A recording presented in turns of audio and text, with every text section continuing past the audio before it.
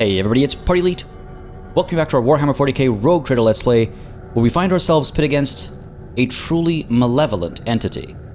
I'm not precisely sure what's going on, folks, but as we've been traveling from one system to another, going through the warp as the case might be, we find ourselves afflicted, or perhaps assaulted even, by this strange entity that's taken on the form of Theodora, the former leader of our house, Von Valancius.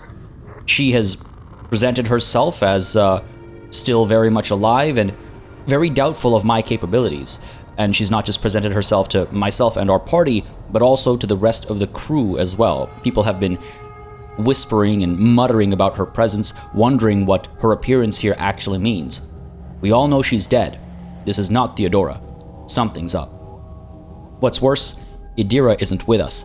She ran into the room where Theodora was last seen, and so we've arrived at the scene with a replacement. In place of Idira, we have Heinrichs, a member of the Inquisition, an acolyte. He should be well equipped to tackle whatever is thrown our way, and I sincerely hope Idira is okay, but I'm very concerned about how things are about to play out, folks. So again, we are in the bowels of our own ship, traveling through the warp, dealing with strange warp entities and visions.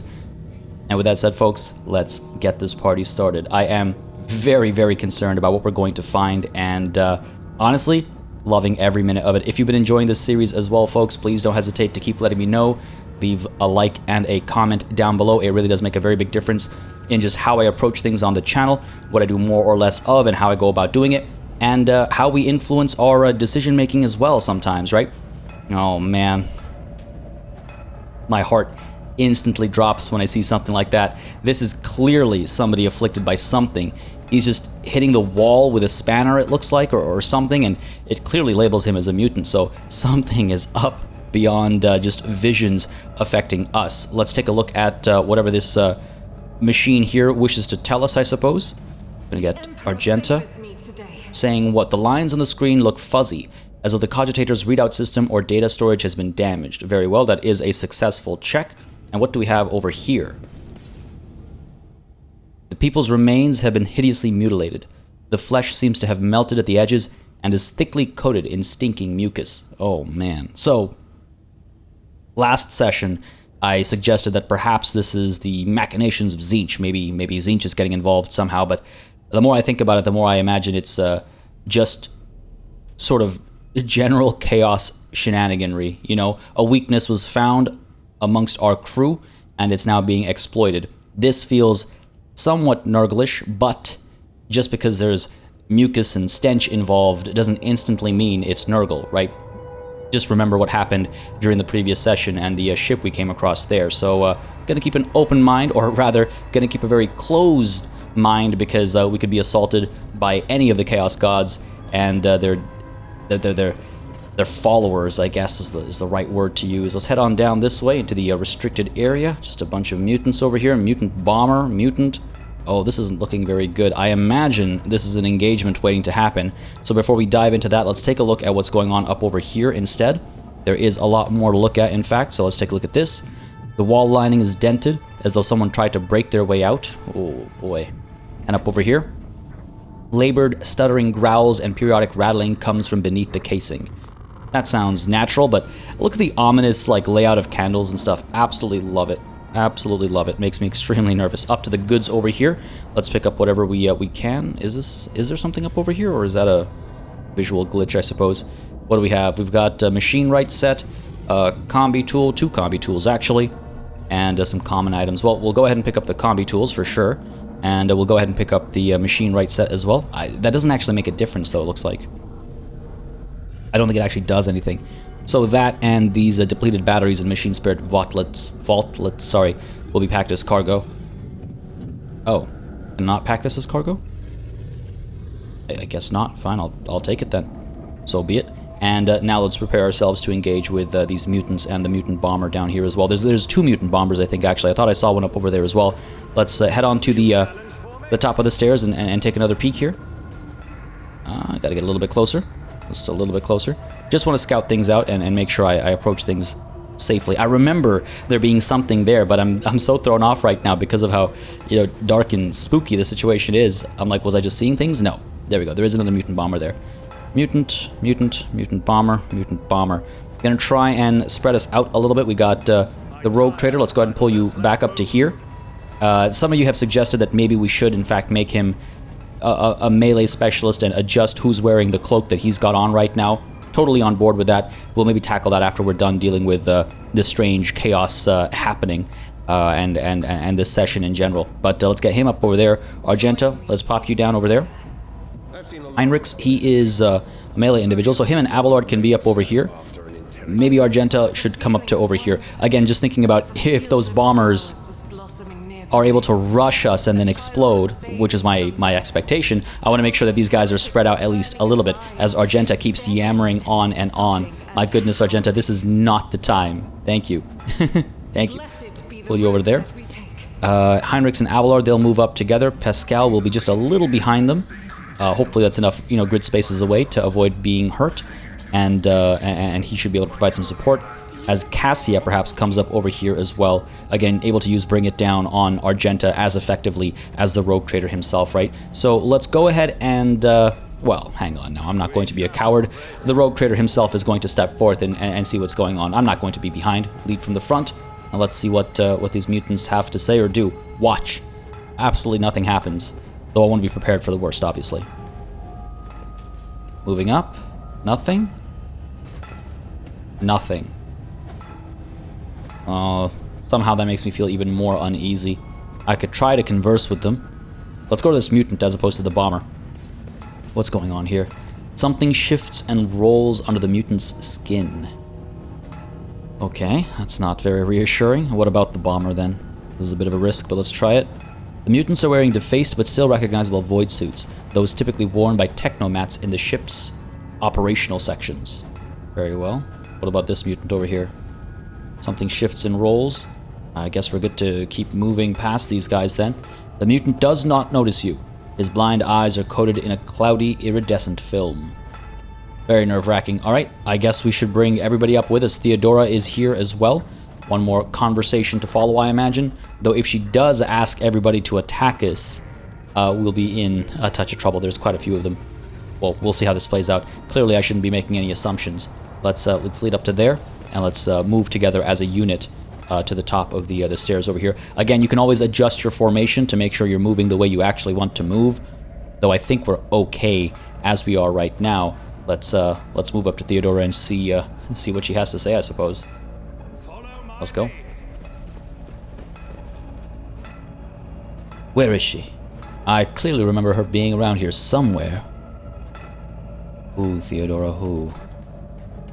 Where are you off to? What are you doing? Oh, Idira. Alright, okay. These mutants back over here aren't up to anything either. There's not... Oh, there's one thing to look at over here. A spilled liquid, cloudy and carrying a strong chemical smell. It is a coolant used to stabilize the major cogitator systems. Is that an explosive barrel? I see this thing highlighted when I press down tab, so... I feel like at least one of these is an exploding barrel or something, so we'll see how that plays out. I mean, this is just spilled oil, so not a barrel technically, but can that be set alight or something? I mean, what's going on there? We'll see as we continue to chase Theodora here. What's going on? Ah, there you are, my little coward. Why won't you look at your captain, Idira? It's wrong. It's all wrong. Look at her, boy. My little Idira is utterly trapped in her visions. No matter. I will allay your doubts. Lord Captain? Idira turns her head to you, but her demented gaze only rests briefly on your face before sliding away. Up close, you can see that the base of one of Idira's temple implants has blackened and melted. No. Wait. Lord Captain... Lady von Valancius. Idira raises her eyes to Theodora, who stands before her. Tears stream down Idira's cheeks. You came back. Theodora clucks her tongue in sympathy, reaching out to tenderly stroke Idira's hair. Poor little Idira. There. How could I not come? You are crying for me so desperately, your pleas carried to the very depths of the warp itself. The smile suddenly drops from the trader's mutilated face. Why didn't you save me? Why didn't you warn me? Answer me, you insignificant wretch, or I'll drag the answer out of you myself. Theodora's fingers dig into Idira's scalp, meeting no resistance. Idira lets out a soul-chilling howl and tries to grab the hand tearing into her, but her fingers pass through the monster's flesh. I didn't hear anything. I didn't hear anything that could have had anything to do with you. I'm sorry, Lord Captain, I failed. Idira breaks into a strangled scream, and you feel the air around you grow rapidly colder. Argenta wordlessly swings her weapon up and aims it at Idira, who is struggling in the monster's hold. The Sister of Battle looks at her without an ounce of doubt or mercy. Oh my goodness, are you for real right now? Is this really happening right now, folks?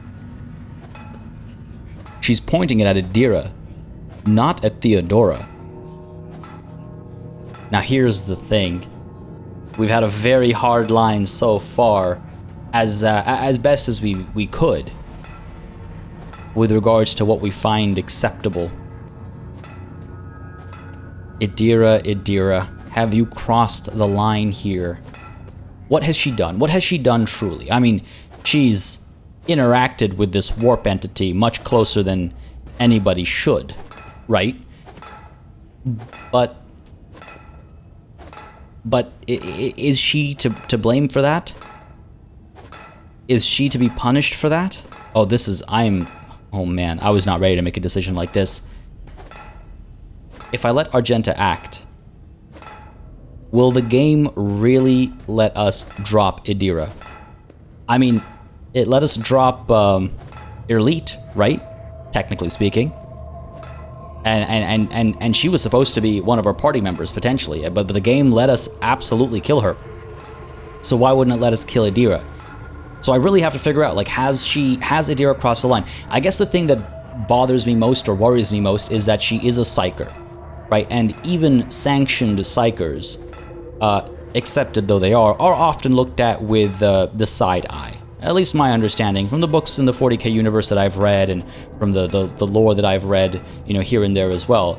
Even if you're a sanctioned psyker, people get a little jumpy or concerned around you. And Idira, again, she is a psyker. She has that capability within her. She's been crying into the warp, apparently. It sounds like she's almost willed Theodora into existence. It's almost like she brought this upon us, it feels like. And the thing is, without the first act of the game, I'm not sure how we met Idira. I'm not sure why we took Idira on or how we feel about Idira. She's been very capable, but remember last session, we gave her that pendant, right? That was supposed to protect her from potential dangers. It would increase her willpower. So, in universe, like, role-playing wise, I see it as protection against things like this, and even that wasn't enough to keep her safe. If she is so unstable, if she is so easily influenced by the warp, and if she's able to manifest things like this on our ship, is she safe to have around? Cassia's not done anything like this. Also having her leanings, let's call it. Oh my goodness. I know I've spent a lot of time mulling over this one decision, folks, but it feels like a very big one. So I do apologize if you're not a fan of that deliberation. But I think I've made my decision, and this one's going to have repercussions for the rest of this playthrough. Folks, we must let our entrusted individuals do their duties. Let Argenta act. 1 second, and Idira's body sags to the floor. At the same moment, you hear a terrifying sound. Shrill and piercing laughter. Emperor grant her. Abelard stops short, staring at the body unblinkingly for a few seconds before turning away. The figure of the cackling Theodora von Valancius shudders and begins to change form. At last you begin to understand how important it is to promptly dispose of trash. But you've learned your lesson too late. Too late. Ooh, okay. Alright. So I wasn't that far off with my assumption of it being Tzeentchian sorcery. And I wouldn't be surprised if, yes, these mutants have gotten involved as well. Now, hang on a second, though. What was that mission that we seem to have failed? Show complete quests over here, please. And it said we failed one. Echo of the Past, was that it? Explore the lockdown chamber to assess... Okay, it says we failed. A message has come to the bridge reporting that the departed rogue trader has appeared on the ship. The name Idira class was mentioned, an unsanctioned psyker. Oh, you know what? Alright, I'm doubly glad that we allowed Argenta to pull the trigger. I didn't realize that she was unsanctioned. In my head, I thought she must be sanctioned. Very well. You know what? Idira had it coming. The Lord Captain must act to find out what is happening and to neutralize the potential threat. Kill the monster from the warp. An aggressive creation from the Immaterium has been discovered on board. Destroy the creature before the ship and crew suffer even more harm. So, hang on a second. Did I fail this because I allowed Idira to die? That's a little unfair. I wouldn't call that a failure. Did I say unfail? I meant unfair. That's a little unfair. Because I wouldn't call that a failure. It's just a different way of succeeding, so to speak. Nonetheless, we do have to destroy the creature. So let's get down to business, shall we? Abelard is moving first, followed by this blue horror over here. Then we've got Argenta. Good stuff. Heinrichs is up afterwards. We got a couple of mutant bombers behind us, and this mutant down over here. They look very similar, so I thought they were both mutant bombers. Back to the rogue trader, Pascal, Cassia, mutant, mutant bomber, mutant, blue horror, mutant, warp beast, generic name for buddy over here, I suppose, who has how much HP? 48, my goodness. And then back to this mutant bomber as well. Very curious as to what this warp beast is capable of doing. Idira is looking very dead. I can't believe it. I can't believe shortly after spending so much time giving her fresh equipment, she's done for. I mean, maybe she's actually okay. We won't be able to tell until after this battle, folks. So let's go ahead and take care of these guys as efficiently as possible. We got this blue horror over here. Abelard, are we going to go ahead and pop in with Epiphany? Charging in right away to get that +5 to damage. I suppose that makes sense. If we charge, are we able to? We are, and actually we would cause a fair bit of damage as we do so. Then we can pop Endure, and I should probably start with popping Forceful Strike to maybe knock that thing down, right? So Forceful Strike, go in with the charge. That'll be 2 action points. We'll have 3 left over, so I'd be able to use Ready Go, I suppose. The veteran gains +20% bonus to effectiveness of their cover at the end of the turn. Next turn, the veteran gains +1 AP and 1 free attack. That's not insignificant. It will end the turn, though, right? So, all right, here's what we're going to do. We're going to go ahead and... oh, but you know what? If I charge, I can separately attack this turn. So why secure an attack for next turn when I can get a second attack this turn? Okay, fair enough. Now, what other weapons do we have here? We have the Melta, right? If I were to go in with the Melta, could I hit both of them? I could not. Damn. That is truly a shame. And up over here, could I hit both of them? Ooh, I could hit both of them. Okay, okay. So now what am I thinking? Shoot, endure, switch to melee, charge with a forceful strike. 1, 2, 3, and then 2 over here. This will eat up all of our movement points, but we should still be able to charge. God, I hope so, because otherwise this is going horribly wrong right from the first step. Let's fire away. Abelard, let's get to it. First shot. Good stuff. Decent damage to both of them. Flip over now to our melee and pistol combo. Yes, we are able to charge. Let's pop Forceful Strike. Let's go ahead and charge down here. Again, we'll get the extra damage because of the weapon we're using, Epiphany, right? So let's push in like so. We might actually take some damage for ourselves. Attack of opportunity, I assume. Let's go ahead and pop Endure first then. Until the fighter's next turn, all incoming attacks deal less damage, as if the fighter's deflection were the fighter's toughness bonus divided by 2 higher. So it makes sense to pop that first, I suppose. Endure. And that should hopefully reduce the damage we're getting in from this attack of opportunity or whatever it is, but let's go ahead and dive on in. Good stuff. That's a lot of damage. Excellent. Love that.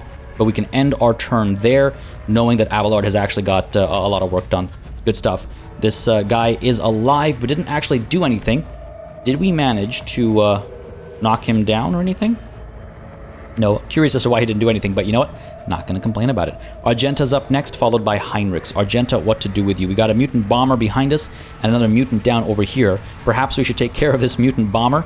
It is tempting to use a controlled burst up like here to maybe get both of these guys. Nah, we can't hit both of them, so that's not even something to concern ourselves with. Single shot down over here with on the go might do the trick, right? And then maybe we can control burst from like up over here or something. Let's just check. If I do it from up over here, I still won't be able to hit both of them. Would I be able to hit both of these guys? Nope. No such luck, eh? But we could hit Theodora, in air quotes, with a burst shot, I suppose. When does our lovely Cassia go? Right at the end. Rogue Trader right at the end as well. Well, not necessarily right at the end, but way later, I should say. Just wondering about the extra burst fire rounds we can get when we use Cassia's stratagem. Let's go ahead and pop shot on the run. I keep thinking shot on the go. Move you up to there. Go ahead and get burst down this way. Can we hit both these guys? Yes, we can. So let's try that. Hope for the best. Come on now. Come on. I'll take it. At least that's one of them. In fact, the optimal one taking the brunt of the damage, so that's all well and good. And let's go ahead and turn around and fire up over here. 43% chance to hit with 3 shots. That should be pretty good. I just wonder if I shouldn't focus on that mutant bomber first instead. And maybe Cassia or the Rogue Trader can use Bring It Down on Argenta to get more damage out afterwards. Sure, you know what? Let's do this. 47% chance to hit. Let's try and finish Buddy off over here. Go for it. Come on. Nice. Of course, Righteous Fury right off the bat this time around. But we're all good. Do I want to actually dash to anywhere? No, I think we're fine where we are. No need to try anything else. Second Wind isn't going to help. Yeah, we're good. So let's go ahead and end our turn there. Well, actually, you know what? Here's what we're going to do. Second Wind. And let's get War Hymns going. Yes, we took a stack of Fatigued, but I think that'll actually be okay as we pop War Hymn over here, giving us a bit more momentum, taking us just that much closer to our heroic act over here, military excellence. Okay, end your turn, Argenta. Heinrichs, you're up next. What to do with you? So who's going next? This mutant down over here. So it'll take him some time, I imagine, to come up to here. We do have these mutants as well that we have to worry about, but what is Heinrichs capable of? He's got his combat shotgun, he's got his Force Sword that does a fair bit of damage, and he's got this Inferno pistol. Do I want to... let's see, what else do we have here? Disposal. The targeted enemy immediately provokes attacks of opportunity from everyone except for the Vanguard. So for 1 action point, I could eliminate this mutant. Abelard would get an attack of opportunity, right? So that's probably not a bad idea. Only costs us an action point. Then we've got Assail. The Psyker assaults the targets with a telekinetic strike, damaging them for 1 to 4 plus half the Psyker's willpower bonus. Let's take a quick look at what Heinrich's willpower bonus is. 4. So that is 1 to 4 plus 2, trying to throw them to the ground. The targets must succeed on a difficult 5 times psi rating toughness test to stay on their feet. Now, what kind of a radius or range does this have? Well, it's a very, very, very short range, isn't it? Okay, well, hang on. If I, just to experiment with Heinrichs a little bit over here, if I come down to here, it's a very, very short, like, range and radius. Kind of a, feels kind of useless for the time being, but it would work nicely, I suppose, in melee. What else do we have here? Telekine Dome. Telekine Dome creates a dome that protects the target from ranged attacks. Alright, sure, fair enough. Forceful Strike. Endure, we're familiar with. Okay, alright, here's what I'm thinking. I'm thinking, first of all, we close that. Second of all, we use Disposal on just too far away, eh? Alright, okay. So if I come up to here, and I pop Disposal on you, I wouldn't be able to charge. So why don't I come up to here, and then can I charge down this way? I can. Alright, so let's come up to here, pop Disposal on Buddy, and Abelard should get that kill, right? Let's try it. I need a foothold. Come on. Down you go. Excellent. Then Heinrichs is able to turn around and charge down this way to cause damage and get a free hit, and then he can use his Force Sword to get another hit in. We should be able to use Forceful Strike over here as well. And then let's go ahead and get that charge down, right? Let's go. Oh, wow. All right. Righteous Fury coming in handy over there. Beautiful stuff. So do we turn around with the Inferno Blast to hit Theodora here? Or do we turn around and try and hit some of these guys down over here? Not, again, the biggest reach or blast radius on this weapon, I suppose. What do we have over here? Daring Breach.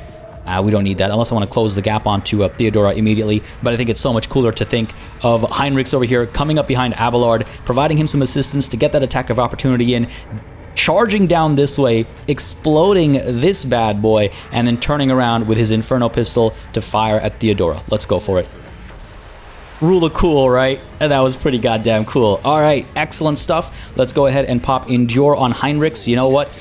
If Adira is truly gone, Heinrichs will probably be the replacement because we've spent all the experience points and stuff as well on him, right? Let's go ahead and end the turn there and see what these mutants do now. So he's going to come on up. Good, good. Clump up a little bit. Clump up a little bit.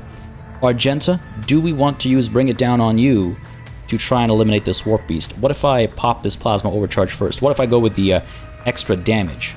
39% chance to hit, that's it. Alright, let's go ahead and pop Killzone Stratagem. Just to make sure we get the hit in, I suppose. Whether it's us or Argenta or whoever. Or Crack Grenade. Oh yeah. I mean, awfully tempting, isn't it? Get the job done. We won't be able to attack anymore, obviously. But Argenta would be able to turn around, potentially come down a little bit closer and fire away at these guys, because we'll have 3 action points left over. 1 for move, move, move, and 2 for bring it down. Are we within reach, though? Yes, we are. So we could move Argenta over. Alright, here's what we need to do. Let's bring our Rogue Trader back to here. Because then we can not only get Argenta to move, move, move down to here, and then use Bring It Down on her when she's standing over there, but we should also from here be able to toss our Crack Grenade onto the Warp Beast, and that way if scatter happens, it'll be hopefully in a direction that would still damage the Warp Beast. So, fingers crossed, let's hope for the best, and let's slay this strange vision of Theodora. Come on, baby. I need you to land this hit. Come on. Nice! Oh, of course, it's split into... that's what I thought. I was like, that just looks like a pink horror or an exalted pink horror, and I suppose that is what it was. So now we have 2 blue horrors to deal with instead. They'll be going immediately after the Rogue Trader's done. Okay, that changes things a little bit, doesn't it? That changes things a little bit. Let's go ahead and use Bring It Down on Argenta from where she stands right now. Do I actually want to use Killzone Stratagem first? Yes. We'll still have 2 action points left over with which we can use Bring It Down on Argenta. Argenta will be able to turn around and burst fire to hopefully get all these guys taken care of. Is there anything I can do to improve our chances or otherwise make this more worthwhile? If I use Shot on the Run, we'll have 1 action point left over. We'll have a free shot, sure, but we'll only have the 1 action point left over, so no burst fire. Let's go ahead with this burst fire, try and knock these guys back, maybe cause some extra damage that way. It would have been nice to have Cassia's stratagem on Argenta right now as well to get those extra shots out, but hey, I'll take what I can get, obviously. Fire away. Ooh. Yes, fire away. I just noticed something. As the Emperor commands, come on. Nice. Come on. Okay, that's fine, because we're going to pop Military Excellence, and this should work out nicely for us. So, first of all, we're going to go ahead and use our single shots down over here. I think we have some clear hits. 81% up over there. 48, 31. Okay, let's go with this guy over here first. 81%. Come on, give me something. Come on. I'll do it. Come on. Are you for real? He's going to dodge that? Once more. There we go. Nice. Nice. I was really hoping for the knockback there. Let's go ahead and get a shot down over here next. 48% chance to hit. Come on, baby. Come on. Here we go. These guys are actually very capable of dodging, aren't they? I don't see any dodge numbers next to their names or anything. Are they just getting so lucky? Or wait, hang on a second. I mean, he didn't get lucky. I just realized you can only see those numbers when you're actually trying to hit them with a selected attack. So, 15% dodge, is that really what this guy had? I mean, irrelevant, he's dead now. Let's turn back around for our last salvo here for another round of burst fire against these blue horrors up over here. Come on. Come on. Nice. Nice. Excellent. That is exactly what I was hoping for. Argenta was used maximally that turn. We managed to eliminate Buddy up over here, Buddy down there, and both these guys up top over here. That was excellent. Now, can I use shot on the run to get an additional shot out?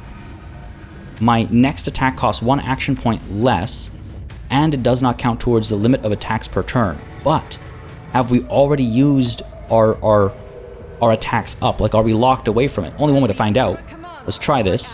If I pop you, I do get a chance to shoot again. Beautiful stuff. So, if we move on up to here, can I burst down here? I can. 26 and 30. 30, okay. If I use control burst instead, it'll be the same numbers, but I just wonder if shifting it over would have made more sense. Nah, regular burst attack. Let's go for it. Oh man, if we could get just a little bit further along. Move up to there. And then I dash over to here. I'll have the 1 action point with which to fire against this guy as well, potentially. Alright, let's go for it. Run up to there, dash over to there, turn around, burst fire, try and hit all 3 of these guys. Yeah, that looks pretty good. Go for it. Come on, Argenta. Yes! Yes! Yes! Oh my goodness, good stuff. Okay, end our turn there. Rogue Trader, your turn is done. Pascal is up next. He's able to do what? We could use his plasma overcharge to try and eliminate at least one of these guys, right? Let's pop the machine spirit communication on everybody here. Except for these guys. Yeah, they'll be fine. Go ahead and pop this. And then let's go ahead and use our plasma overcharge AoE attack to try and hit all parties here. Oh, no line of sight. Damn, I missed that. Wasn't paying enough attention. That's okay. We can creep up to here and do the very same. Let's go for it. I don't mind having Pascal up front. He's a capable melee fighter as well. Good stuff. Very good stuff. Was kind of hoping for what's it called? Righteous Fury, but you can't win them all, right? Let's end Pascal's turn. I suppose I could extermination mark on Buddy here. Doesn't hurt. And then we can end your turn. Back to Cassia now. And Cassia, what to do with you? Bring it down on Argenta.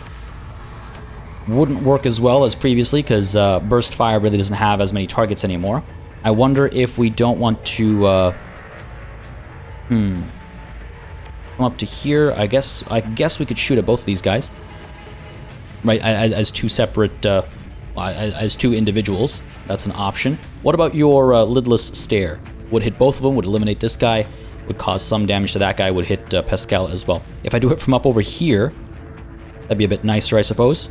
We'd have 3 action points left over, and we'd be able to use Bring It Down on nobody important. What if I come over to here? Bring it down on Pascal. He can shoot from where he stands, right?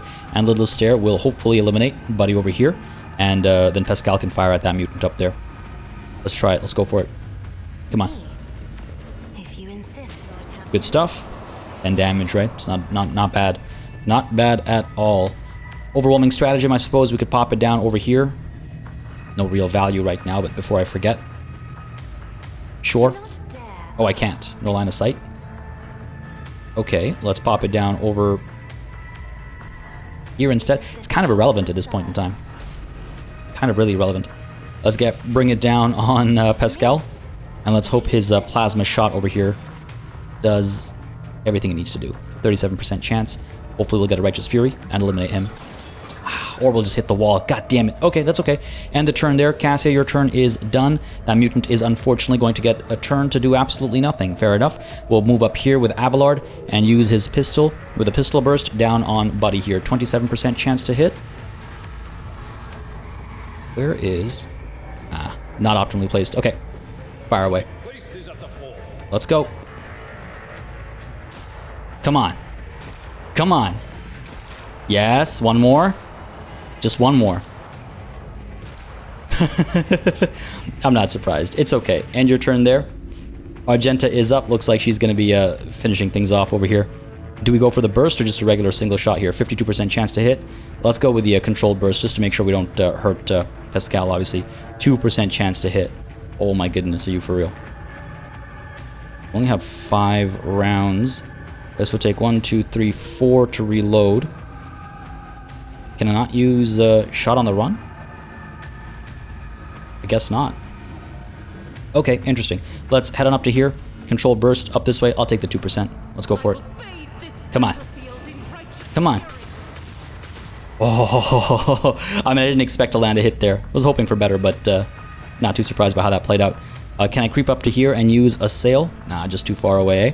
If I come up to here, then I should be able to charge over to there, I suppose. Can I? Can I? No? No charging allowed? Okay. Then can I shoot? Oh, it's still not close enough. What if I come up to here? Oh yeah, that should work. Let's get her done. Come on. Are you for real? Okay. It's okay, it's okay. End our turn there. I guess you know what I could have done. He has that heroic ability. He could have actually closed the gap and finished things off. That's on me. Let's move up to here. Let's bring it down on... well, actually, let's come up to there. Let's get move on Argenta, and then she should be able to push up to there, and then we can bring it down on her as well. Let Argenta finish things off over here. She started it, she'll finish it, right? Up to there? I think that's where I said. Maybe up to there instead. Sure, let's get you up to there. If I use second wind... If I use second wind right now... Yes, I will. Get a chance to shoot. Let's go for it. Or, let's go for the controlled burst instead. 53% chance. 6 rounds. Come on, baby. Come on. Nice. Now. Vigdis Suri Otta. Lord Captain? The Voxmaster's voice shakes traitorously. I'm sorry. Shakes traitorously? What kind of an adjective is that? Or rather, adverb. That's not an adjective. Excuse me?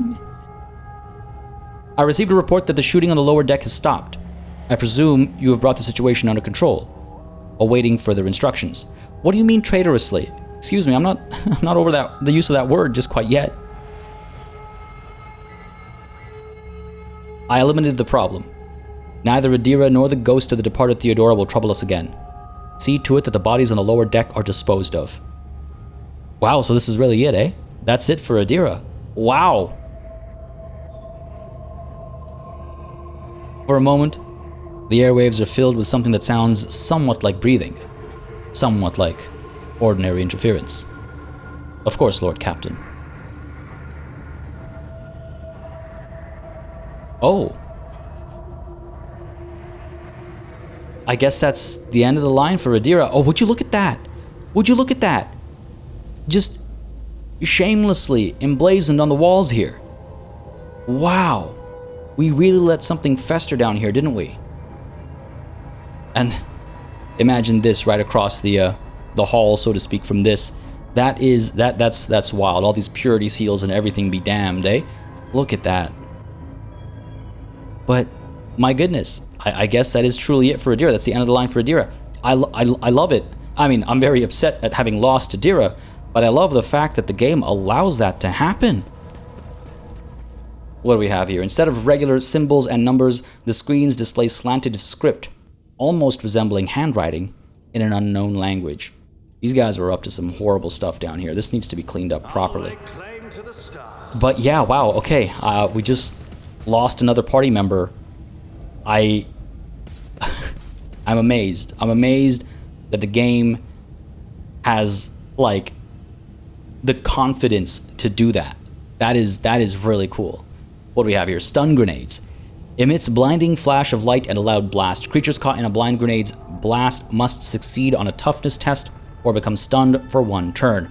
Yeah, I do believe they're called blind grenade. I can't remember actually what they're called in the rulebook. But okay, this is stunned for 1 turn if they fail a toughness test. On a successful save, creatures become perplexed.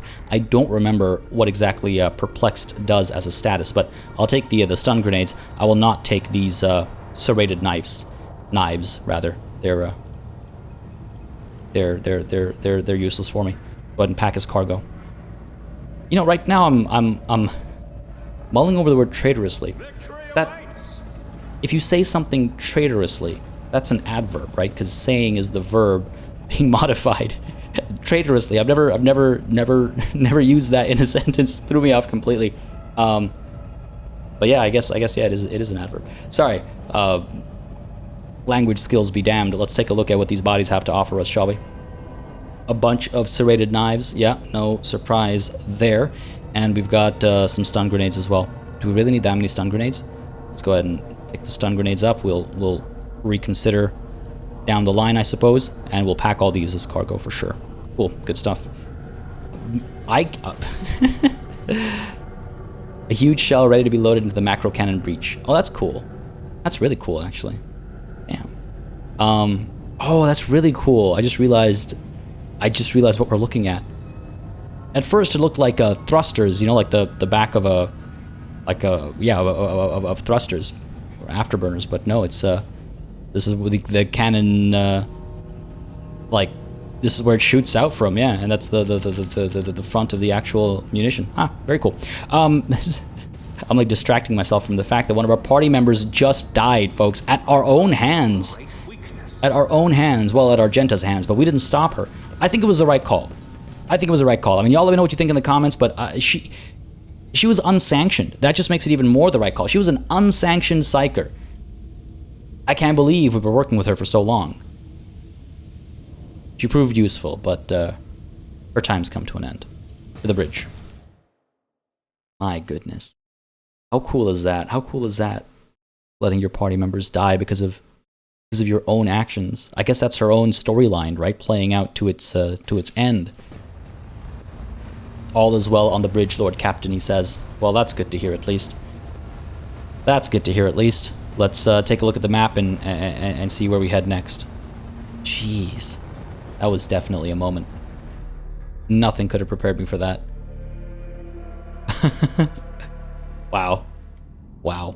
It's an uncharted system. Would I like to visit it? Yes. It would have been nice to have some, like, group huddle after Idira's dying. We really had a very brief conversation there and a very brief moment where we all turned our backs on Idira, but it would have been nice. Like, her death would have weighed a bit more heavily, I think, if we all sat down to talk about what happened. I'm really curious now about the alternative choice. Because we still failed that mission, supposedly, right? Like, if we take a look at, once we accept this, we'll take a look at our journal, I think it'll still say that we failed that mission, and I think that's because we allowed Idira to die. But I stand by what I said earlier, where I don't think it's fair to say that that we failed this. We managed to kill the monster. Sure, it did suffer, like the crew did suffer more harm before we killed it, I suppose, but like, but we killed Idira. It didn't kill Idira. Its influences did, but ultimately it was our choice. I don't know. I feel somewhat strongly about that. I'd love to hear what you guys think about that, but I feel pretty strongly that that's not a mission fail. Did we fail Idira? Arguably, no. She was an unsanctioned psyker. And again, as many of you will probably rightfully point out, we're a rogue trader. The rules are different for us. I shouldn't think like someone who's super pious, right? We have the option to bend those rules. But that's where like roleplay comes in, right? Like what if I want to be a super pious rogue trader? You know, I should be allowed to do that, right? I should be allowed to follow the letter of the law of the Imperium and not be punished for it. I mean, it's not game breaking. It's not the end of the world, but it's just interesting to think about and lament, I suppose. Let's scan some of these systems and some of these planets rather and see what they have to offer. Ooh, hello. Power crystals. Don't mind if I do. Yeah, it's a completely new resource. That wasn't listed here before, was it? Rare and priceless minerals born within flaming magma under immense pressure. Their energy potential is tremendous and fully justifies the cost of harvesting them, measured in the lives of miners killed by irradiation. Jesus. Zero chill. What do we have over here? Archaeotech mechanism fragment. Surviving piece of an archaeotech mechanism of unknown purpose, discovered on an ancient imperial vessel in the silence of Mer Sergit. I cannot pack it as cargo, so this is clearly worth something down the line, perhaps as a story item or a side quest or something, but we'll go ahead and collect it. There it is. The rogue trader's crew stumbled upon the plundered remnant of an ancient imperial vessel. An intricate component was discovered. Do go on. Now let's see. Where do I find that? Where do I find unknown mechanism? Pondered an ancient imperial vessel, an intricate component was discovered among the meager pickings that remained, and servants of the machine cult identified it as a piece of an archaeotech mechanism, its purpose unknown. A remarkable find. So, for the time being, it's just a rumor, whatever that means. We physically have it in our hands, so it's not much of a rumor, it's very real, but we'll see where that leads. We do, by the way, have more orders we can take a look at completing, I suppose. We could increase our profit factor, actually. Feast for the Soul. An army of Drusian pilgrims is planning to travel to an unexplored sector and set up a colony in the name of the Emperor. To ensure that these fervent believers don't die on their journey, the cult of St. Drusus requires a huge amount of food, so we could give them some provisions, gain some profit factor, and gain some contentment for all of our colonies. Interesting. Lashing the Void. Can't do that one. These guys have already been completed. Shadowy Dealings. Can't do it. Race to the Top. Can't do it. Favor, can't do it. Fuel for the Faithful, no can do. And Inspection Master, no can do. Alright, so why don't we go ahead and complete Feast for the Soul. It'll just take 9 provisions. You know, we've secured Yanis, our aggro world, so we should be able to afford this, and this will increase our profit factor. If we quickly take a look, by the way, over here, you'll see that our profit factor 2 or 3 sessions ago, when we actually did those other orders, our profit factor permanently reduced down to 4. It's now been brought back up to 13. It used to be at like 30. I want to say 30 or 20. It used to be at a decent number, but we actually spent it permanently in fulfilling some of those orders, just to answer some of the questions I saw in the comments. But sorry, back to this order over here, which will allow us to gain 5 profit factor. Go ahead and complete that. What do we have here? Your Grace, there are alarming reports coming from Yanis. A number of strange mutations have been spotted among the population in remote agri-complexes. Aside from the obvious disfigurement and the subsequent estrangement, these mutants, called wretches by the rest of the colonists, are coming together to practice a primitive form of religion involving ritual worship of the land. While they display no disobedience or hostility, their very existence is concerning. Hang on a second. Why is this a thing now? The mysterious advisors you had appointed to oversee the planet showed unexpected interest in the mutants' vulgar religious practices.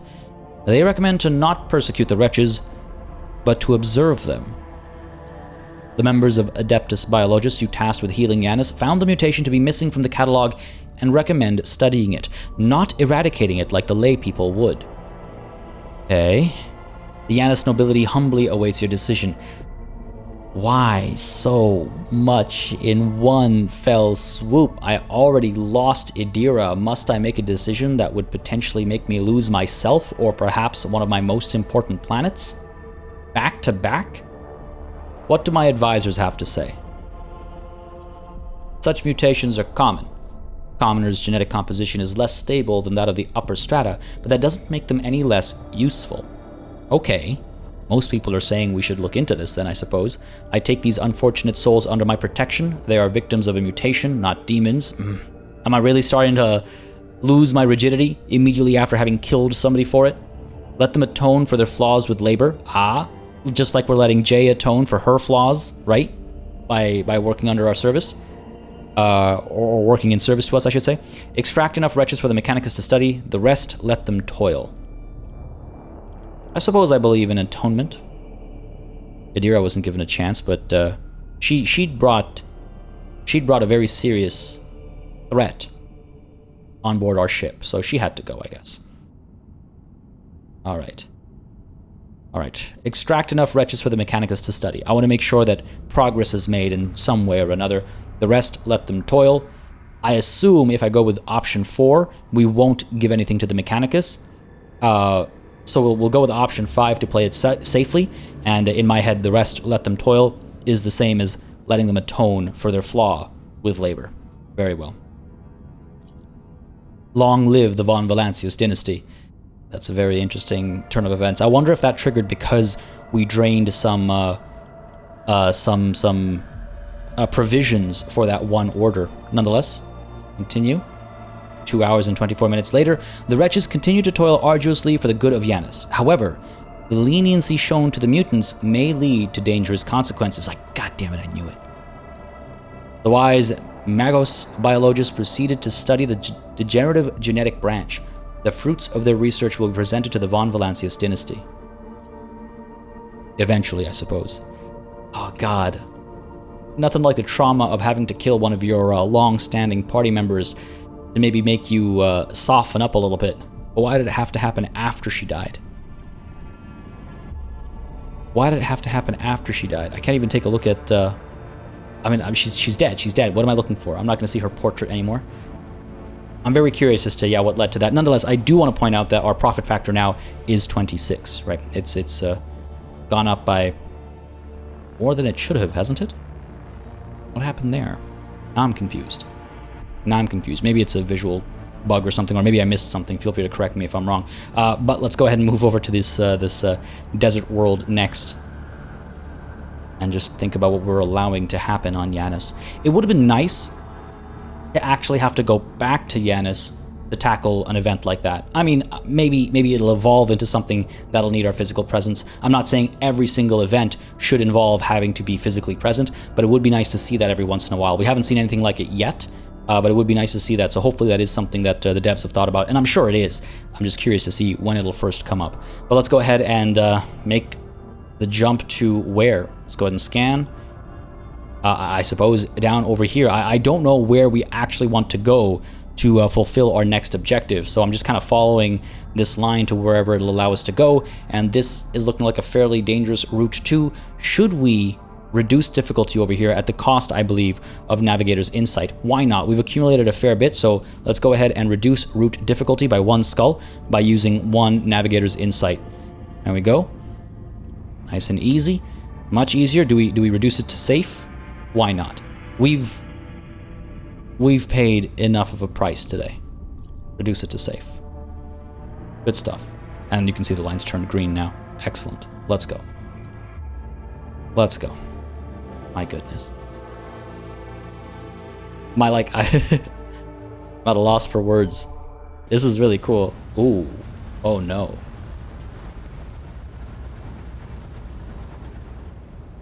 The everyday sounds of the bridge are disrupted by voices raised in anger. Abelard's voice the loudest of all. This is not the conduct of an officer. These are the antics of a highborn brat out on a lark. Explain yourself, Lieutenant. Avrilla Vent. Dark Echelons, a new task. Deal with the situation regarding Depot 4. What do we have here now?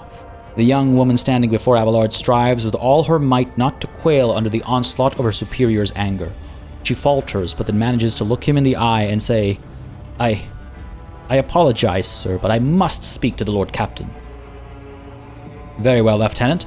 You may address the Lord Captain, not least because I see you have already seen it fit to disturb him. Your unauthorized appearance on the bridge and display of belligerence towards a higher-ranking officer will be logged on your personal file without delay. Lord Captain, Lieutenant Avrilla Vent, requesting permission to speak. Vent falls silent, and then adds rashly, on a matter of extreme importance and urgency. Okay, I'll listen to what you have to say perhaps, or you may speak, but I want to hear a report, not a shouting match. Having 2 officers bickering in full view of the bridge is unacceptable. I like that. I will not tolerate this kind of conduct on my ship. Abelard, assign the Lieutenant an appropriate punishment. Lieutenant, you have 1 minute to state your business. Huh. It's really kind of, it goes back into who I was in my past life. I mean, you know what? I'm tired. I'm tired. I've dealt out enough punishment for one long journey on the ship. And we haven't made planetfall in so long. Just speak to me calmly. I don't want to hear bickering. If I have to deal with this again, I'll deal out more punishments, but for the time being, I just want this, voyage to end. You may speak, but I want to hear a report, not a shouting match. Having 2 officers bickering in full view of the bridge is unacceptable. Plus, that also kind of puts Abelard in his place, I think. I am sorry, Lord Captain. I thought that drastic times called for drastic measures, Vent exclaims hotly. I said I want a report. None of this nonsense. Tell me what's going on. This matter cannot wait. Any minute now, an assault unit will be dispatched to the lower decks on orders to crush the workers' strike by any means necessary. But I am convinced that this step is unwarranted, and that the crisis itself was provoked by the actions of one of the senior officers. Vent is almost trembling with tension as she delivers her speech, her face extremely pale. Abelard, in no hurry to intervene, lets out a skeptical huff. Lord Captain, I urge you to investigate the actions of Seneschal Wersarian, and to intervene in what's happening on the lower decks, because very soon we will have a mutiny or a massacre on our hands. Vent reels off the last words as though she knows them by heart. She has clearly been preparing to say them for some time. When she is finished, she casts an anxious glance at Abelard, then at you. There is an insurrection in the making aboard my ship, and no one has informed me. Okay, how did all this start, or where does Seneschal Wersarian come into all this? No, hang on. There is an insurrection in the making aboard my ship, and no one has informed me? Maybe Abelard does deserve a bit of a dressing down here. I would not deem it a problem worthy of the rogue trader's attention. The lower decks, as it so happens, are in revolt. 30-some years ago, we even had a revolutionary leader rise up who dared to establish workers' rule across the entire ship. It took a month to restore order, but even 8 years later, we were still battling rumors that the hero had survived his execution and was on the verge of gathering people to fight against tyranny once more. Needless to say, the rumors were baseless. As for the current situation, we have sufficient guards to deal with it.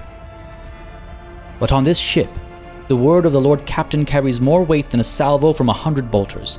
I'm sure that if the rogue trader addresses the malcontents directly, he will quell the unrest. I dread to think what problem you will disturb the rogue trader with next. Perhaps you will ask the Lord Captain to break up brawls in the mess room. I have already given you the means to resolve this problem. You simply need to use them. If I may, your lordship, sending a hit squad to crush the rebellion is a means of ignoring the problem, not solving it. Okay, well, how did all this start? The situation could boil over at any minute, so I'll give you the condensed version. It all began when the guards found a cultist amulet on the body of someone who'd been killed in a drunken brawl. We reported it up the chain immediately, arranged for a cleansing rite to be performed, and opened an investigation. No pirates have been found alive, but the search has brought tensions between guards and workers to a head. No pirates have been found alive? I'm sorry, what? I don't follow. It all began when the guards found a cultist amulet. No pirates have been found alive? There must be a mistranslation here or something. But nonetheless, I take it to mean their investigation led to nothing. But because of the investigation, there is now a thick tension between the guards and the workers. That's how I understand it. Maybe I'm just not seeing the connection there. But where does Seneschal Wersarian come into all this? I shall explain, Abelard intones grimly. I beg you to hurry. Time is running out. I will not hurry. Since my competence is under scrutiny, I shall speak for as long as I see fit. There is an established order to the way things are done on this ship, and one of the pillars of that system is that the rogue trader's attention is not distracted by trivial matters. It is the Seneschal's role to ensure that. I have always handled internal problems myself, so of course, when I received information about pirates hiding on the lower decks, I took the matter in hand. So long as I live, not one of the vermin who murdered Theodora von Valancius will find refuge on her ship. I see, so pirates must refer to a specific engagement that happened in the first act. Okay, very well, very well. You are far too heavy-handed, Seneschal Wersarian. Arrests, interrogations, mass punishments for entire sectors. It has driven the people to the brink, Vent says bitterly. Now there is a strike on the lower deck. Depot 4, to be precise. 3 worker clans are involved, but many more are passively supporting them. The situation could degenerate into an all-out insurrection. But when I reported my concerns, the only response I received was an order to dispatch an assault unit and crush the strike with maximum force. Abelard, what do you have to say to all this? I see no need to add anything. I acted within the remit of my authority, guided exclusively by the best interests of your trade empire and your personal safety. If you wish to confirm the rectitude of my actions for yourself, I have no objections. For my part, I urge the Lord Captain to go down to the lower decks, stop the assault unit, and speak directly to the people. You will see that they are not lying or harboring pirates. That way, you will stop the uprising before it begins. Alright, what is Depot 4? Depot 4 is one of the poorest sectors on the lower decks. It is home to clans of general laborers. They are not as valuable to the ship as the families who have served its specialized systems for generations. They are an easily replaceable resource, and one which is now, more besides, giving succor to pirates and minions of the arch-enemy. Depot 4 is poor and troubled. but at worst that means drunken fights and illegal rotgut brewing. We have handled the workers of Depot 4 in the past. We would have done so again if the crackdown on Depot 4 hadn't been so harsh. And another important point to bear in mind, the problem is not limited to this sector. It is located on one of the most populated lower decks, and everything that happens there has a knock-on effect on all the neighboring sectors. Oh. Yo, this is this is a lot more than just being a dude fighting heretics and demons and mutants. Like, I'm loving this. This is really involved. I've heard enough. I will go down to the lower decks and deal with the problem personally, okay? I'm certain the Seneschal was acting within his authority, but I will verify the soundness of his decisions for myself, okay? Or this matter is not worth the rogue trader's time. Leave the bridge and don't ever disturb me again. Man, alright, look, here's the thing, right? Remember our origin. Remember our backstory. Who did we care most about when push came to shove on that pleasure world upon which we were stationed? Right? We cared for the higher class of society. Quite specifically, if memory serves me well. I'm pretty sure it does. So I'm almost tempted to say, you know what? This is beneath me. Quite literally, it's in the lower decks. Leave the bridge and don't ever disturb me again. Do I really want my Seneschal to be upset at me? I need to trust Abelard. He is one of my, most trusted advisors, and he was one of the most trusted advisors of my lady before she passed, right? So who am I to question his capabilities, his duties? This is like if you have a boss who, doesn't know how to do your job that you're the expert in, telling you how to do your job, and you're like, I know how to handle these things. And your boss is like, yeah, but maybe I can do it better. And you're like, this is literally my job. I have a degree in crushing rebellions. This is what I do. And your boss is like, yeah, but let me get in there, right? Why should I overstep my bounds like that? I need to respect those who work for me. This matter is not worth the rogue trader's time. Leave the bridge and don't ever disturb me again. Wait, but... Enough! Lieutenant, you know where the exit is. You and I will discuss this brewing rebellion, as well as your egregious breach of protocol here today. Task failed, it says. But again, did we fail? Or did we just succeed it differently? Perhaps I should have investigated that. Perhaps I should have gone deeper into it. But, again, I'm playing this playthrough as a bit of a rougher individual, right?